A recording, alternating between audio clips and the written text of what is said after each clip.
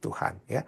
Di bagian tambahan ini, mari kita mulai dengan satu pemahaman bahwa banyak hal kita tidak tahu saat ini.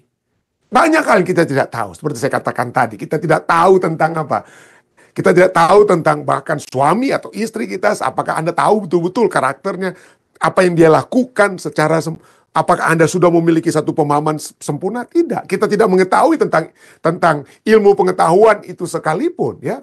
Sesuatu hal yang dinyatakan sebagai satu penemuan yang fantastik, ya, seperti plastik, disebutkan sebagai penemuan terbaik di abad ke-19 waktu lalu pada saat itu ditemukan. Tapi sekarang kita mengetahui bagaimana bahaya daripada mikroplastik dan lain sebagainya itu, dan lain sebagainya. Dan begitu juga dengan apa? Hal-hal yang kita lihat dari segi ilmu pengetahuan. Jadi, apalagi tentang kejahatan. Itu adalah satu apa? Misteri, ya.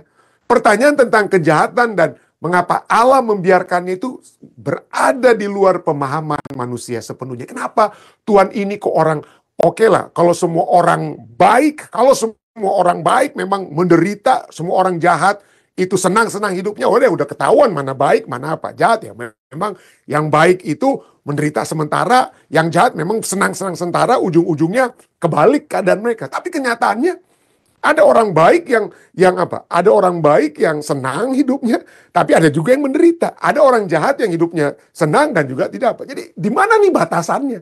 Ya, hitam dan putih itu di mana batasannya? Itu tidak jelas, ya, tidak jelas. Dan jadi itu menjadi satu pertanyaan, loh kok kenapa dia keluarganya masih sempurna Tuhan, ya, sama-sama kita ini pengerja, sama-sama pendeta, tapi kenapa ini ada perbedaan, ya, dan lain sebagainya. Jadi kenapa Allah membiarkan, ya, kejahatan tersebut terjadi? Itu, dan kita harus menyadari itu berada di luar pemahaman manusia sepenuhnya. Kenapa Allah izinkan ini, kenapa Allah tidak izinkan itu, dan lain sebagainya. Yang kita lihat dari 1 Korintus 13 ayat 12, sana dikatakan, karena sekarang kita melihat dalam cermin suatu gambaran yang samar-samar. Kita mungkin tidak bisa memiliki jawaban yang sempurna. Gambaran yang samar-samar. Tetapi nanti kita akan melihat muka dengan muka. Sekarang aku hanya mengenal dengan tidak sempurna. Pemahaman kita sekarang ini tidak sempurna. Tetapi nanti aku akan mengenal dengan sempurna.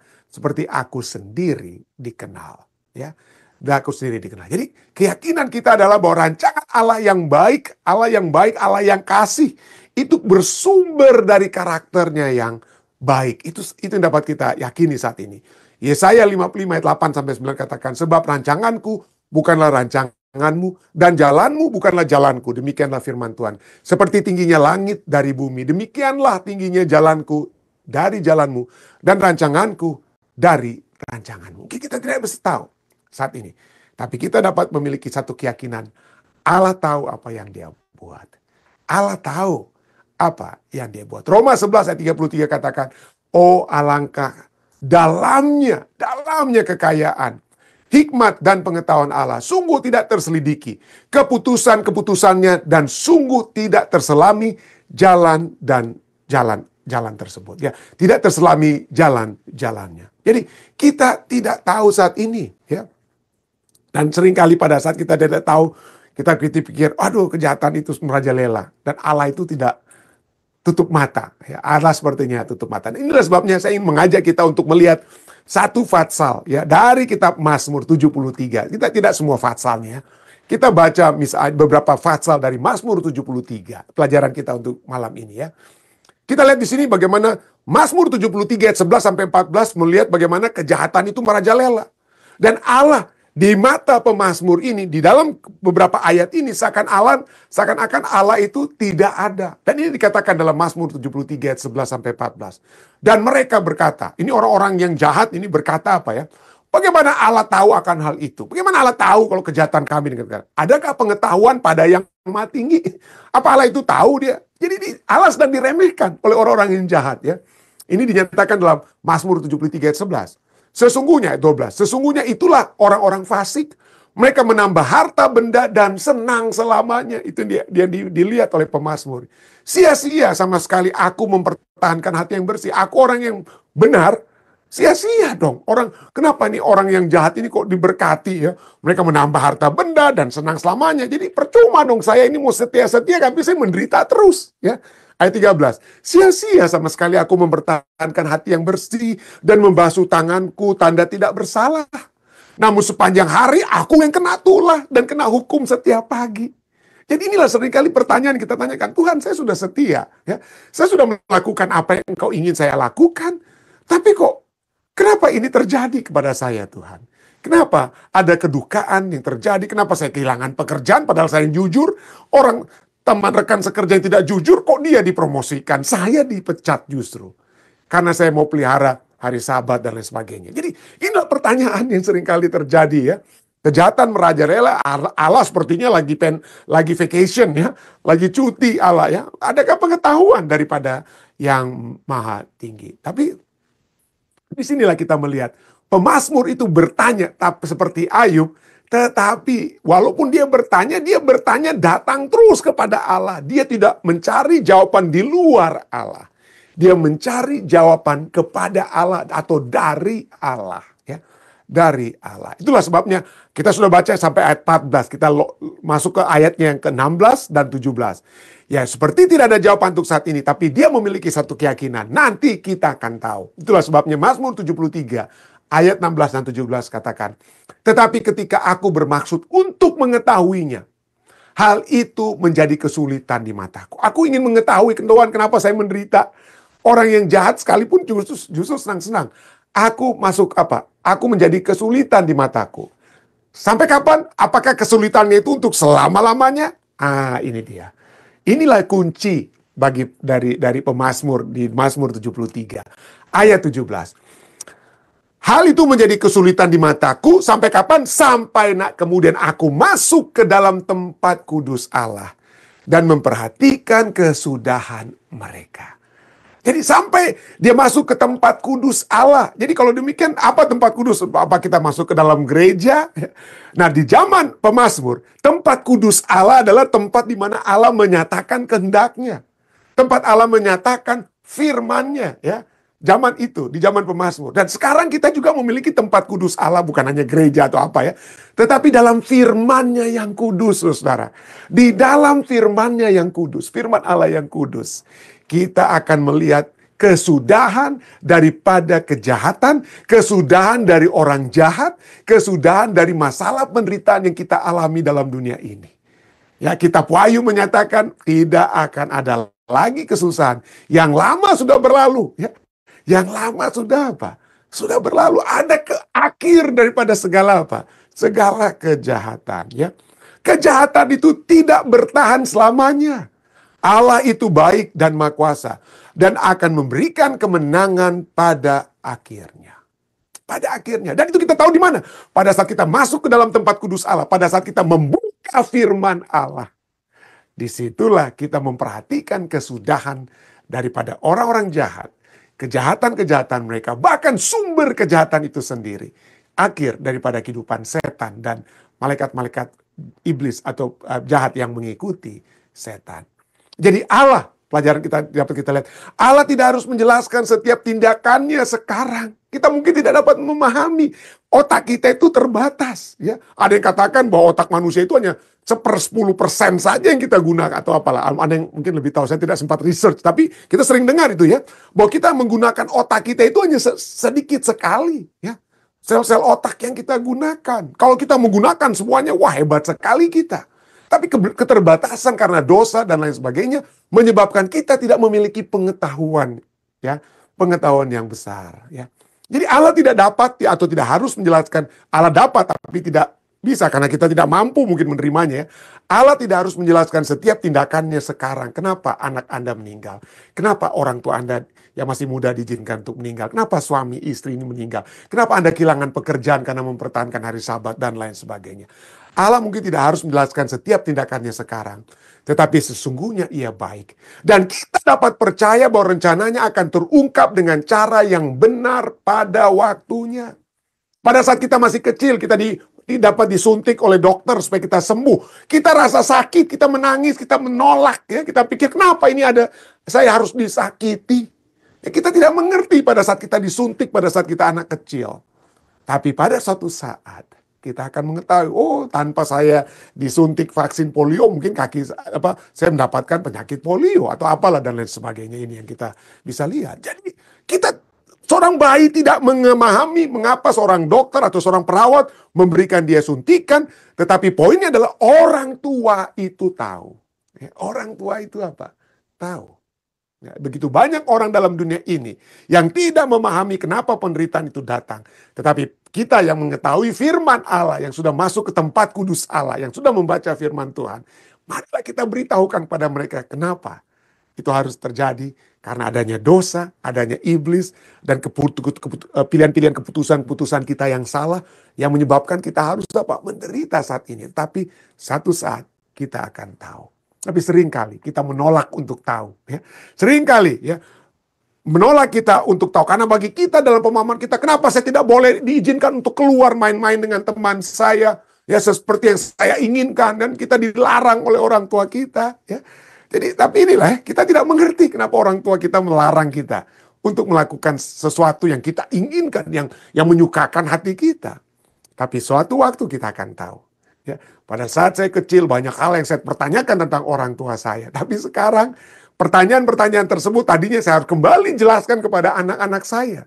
Dan seringkali dapat saya katakan dalam diri saya, well, suatu waktu kamu akan tahu kenapa saya harus saya harus larang, saya harus katakan ini dan itu. Jadi ada banyak hal.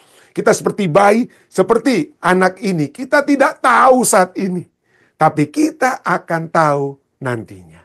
Kita akan tahu nantinya. Kembali, dalam Mazmur 73 tadi kita sudah baca ya. Dia bertanya-tanya, karena kenapa orang fasik itu justru hidupnya lebih enak. Kita orang benar, kayak sia-sia saja kita menjadi orang benar. Ya. Sampai kemudian dia sulit untuk mendapatkan jawaban sampai dia masuk ke tempat kudus Tuhan. Dia mengetahui tentang apa rancangan Tuhan tersebut. Nah, dia bertanya, namun poin yang kita bisa lihat dari seperti Ayub, pemazmur dalam Mazmur 73. Dia bertanya namun dia tetap percaya kepada Allah. Dia tetap datang seperti Ayub kepada Allah. Mazmur 73 ayat 23 dan 24 kita terus baca ya. Tetapi aku tetap dekat-dekat. Aku tetap di dekatmu. Ya, aku tetap di dekatmu. Engkau memegang tangan kananku.